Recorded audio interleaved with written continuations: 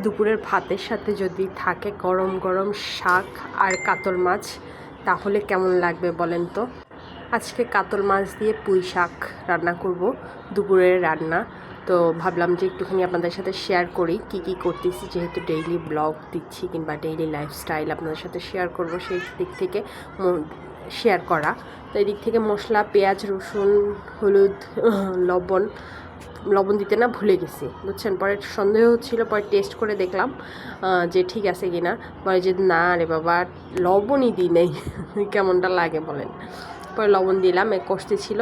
পরে কষা শেষে এই যে শাকটা দিয়ে আস্তে নিচের মশলাগুলোর সাথে মেখে উঠিয়ে দিছে। মানে রেগুলার বেসিসে যেভাবে রান্না করো ওইভাবেই রান্না করছে, কোনো স্পেশাল কিছুই নাই। তুমি তোমার বাসায় যেভাবে রান্না করো ওইভাবেই রান্না করছি আমিও।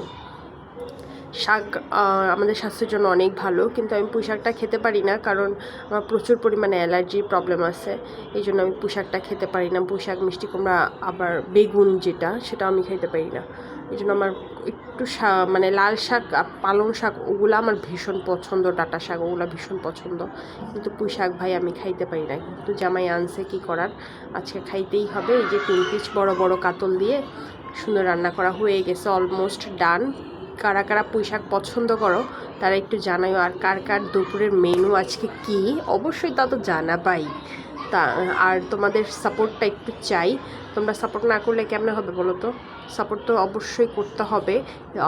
আজকে অনেকগুলা মাস হয়ে গেছে তোমাদের সাথে একসাথে আমার লাইফস্টাইলটা শেয়ার করতেছে। রিসেন্ট কিন্তু ঘুরতে যাব, তোমাদের সেই ব্লগটা অবশ্যই আসবে। 300 ফিটের এদিকে আমি যাব, সেই ব্লগটা কিন্তু তোমরা আসতেছে। তোমরা পাশে থাকবা, ভালো থাকবা। আল্লাহ হাফেজ। কে কোথা থেকে দেখতেছ তা অবশ্যই জানাবা। ভালো থেকো।